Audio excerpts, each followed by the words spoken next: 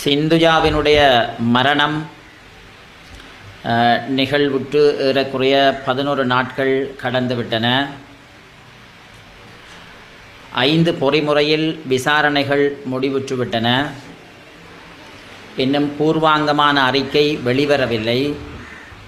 ஆனாலும் இவர்கள் இந்த விசாரணையை வேறு ஒரு கோணத்தில் திசை திருப்புவதாகவே எங்களுக்கு நம்பத்தகுந்த தகவல்கள் தெரிவிக்கின்றன.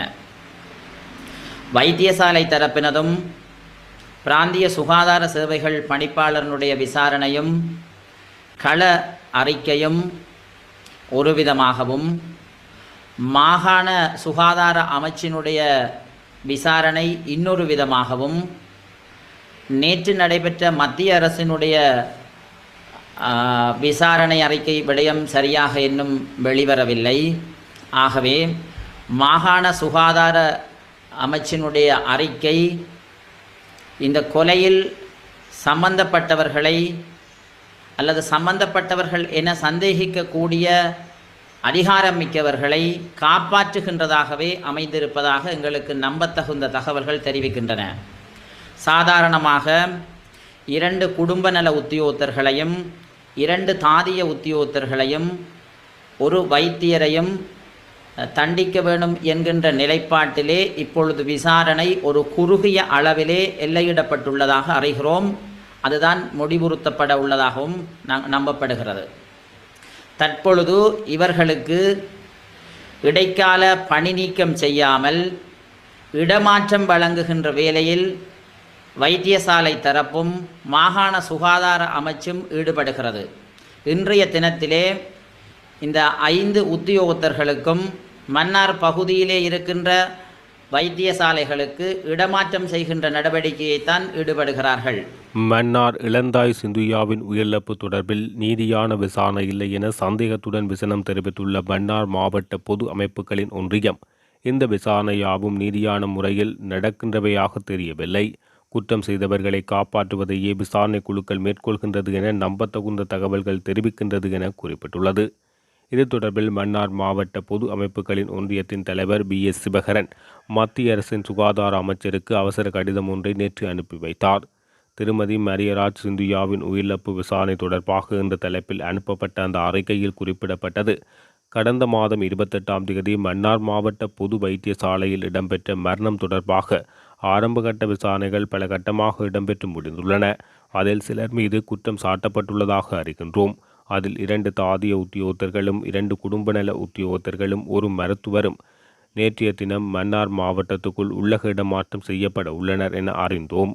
இது முற்றிலும் தவறானது. இந்த விசாரணையாவும் நீதியான முறையில் நடக்கின்றவையாக தெரியவில்லை. குற்றம் செய்தவர்களை காப்பாற்றுவதையே விசாரணை குழுக்கள் மேற்கொள்கின்றன என நம்பத்தகுந்த தகவல்கள் தெரிவிக்கின்றன.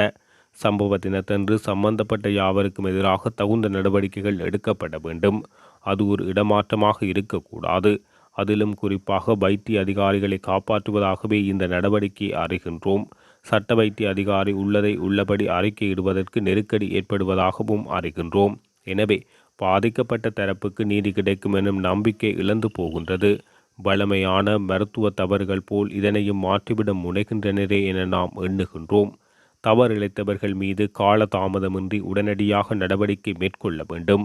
இந்த நாட்டில் கடந்த காலத்தில் நடந்த எந்த ஒரு விசாரணையாவது உண்மையான குற்றவாளியை கண்டுபிடித்தது இல்லை. அவ்வாறு அரைகுறையாக கண்டுபிடித்தவர்களுக்கு கூட நடவடிக்கை எடுக்கப்பட்ட பாடில்லை. அரசியல் ரீதியிலும் சரி, நிர்வாக ரீதியிலும் சரி, இந்த நாட்டின் சாபக்கேடு நீதியை நிலைநாட்டுவதில் எப்போதும் தோற்றே போகின்றது. இலங்கையின் ஜனநாயகம் இவ்வாறு தொடர்ந்து உண்மைகளை மூடி மறைத்தால் அரச வைத்தியசாலை மீது மக்களுக்கு அவநம்பிக்கை ஏற்பட்டுவிடும். இதனால் பாதிக்கப்பட போவது சாமானிய பொதுமக்களே. எனவே இதன் மூலம் தனியார் வைத்தியசாலைகளை நாடும் நிலையை ஏற்படுத்தப் போகிறீர்களா? ஆகவே நீதி நிழலாடும் பட்சத்தில் வைத்தியசாலைக்கு எதிராக தொடர் போராட்டத்தை மேற்கொள்வோம் என்பதை தங்களுக்கு தயவுடன் அறிய தருகின்றோம் என தெரிவிக்கப்பட்டுள்ளது.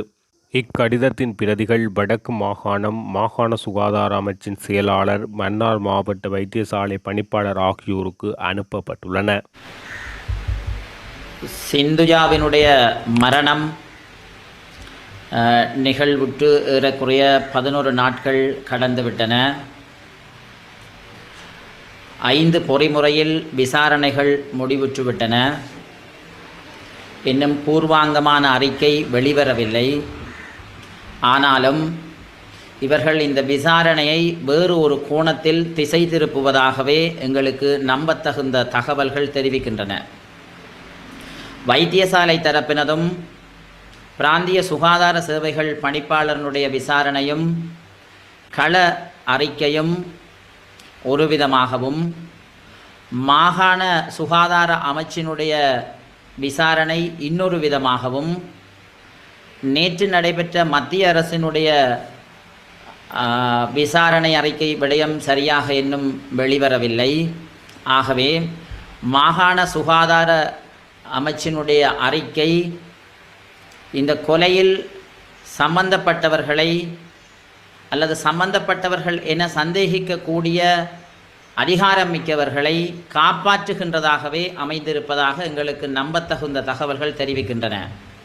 சாதாரணமாக 2 குடும்ப நல உத்தியோகத்தர்களையும் 2 தாதிய உத்தியோகத்தர்களையும் ஒரு வைத்தியரையும் தண்டிக்க வேண்டும் என்கின்ற நிலைப்பாட்டிலே இப்பொழுது விசாரணை ஒரு குறுகிய அளவிலே எல்லையிடப்பட்டுள்ளதாக அறிகிறோம்.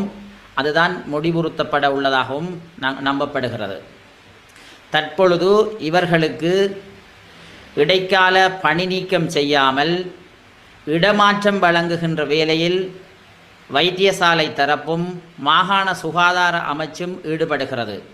இன்றைய தினத்திலே இந்த 5 உத்தியோகத்தர்களுக்கும் மன்னார் பகுதியிலே இருக்கின்ற வைத்தியசாலைகளுக்கு இடமாற்றம் செய்கின்ற நடவடிக்கையைத்தான் ஈடுபடுகிறார்கள்.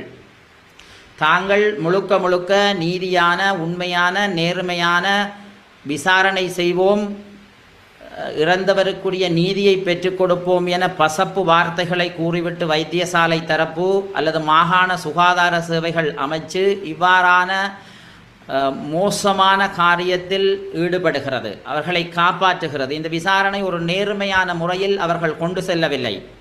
முழுக்க அதுக்கு பொறுப்பாக இருக்கக்கூடிய வைத்தியர்களையும் அன்றைய நள்ளிரவிலே இருந்த அத்துணை பேரையும் குற்றம் சாட்டப்பட்டு நீதியான முறையிலே ஒரு பொறிமுறை ரீதியாக விசாரிக்கப்பட்டு அனைவருக்கும் தண்டனை வழங்கப்பட வேண்டும். குற்றம் செய்தவர்கள் என நிரூபிக்கப்படும் பட்சத்தில் அவர்களை இந்த மருத்துவத்துறையிலிருந்தே அகற்ற வேண்டும். அதை விடுத்து மிகச் சாதாரணமான ஒரு இடமாற்றத்தை ஏற்படுத்துவது என்பது முற்றிலும் தவறான ஒரு விடயம். நாங்கள் ஒருபோதும் சிவில் அமைப்புகள் இதனை ஏற்றுக்கொள்ளப் போவதில்லை. இவர்களுக்கு எதிராக நாங்கள் மிகப்பெரிய அளவிலே போராட்டத்தை மேற்கொள்ள வேண்டிய நிர்பந்தத்துக்குள் அவர்கள் உள்ளாக்குகிறார்கள் என்பதனை தெரிவித்துக் கொள்கிறோம்.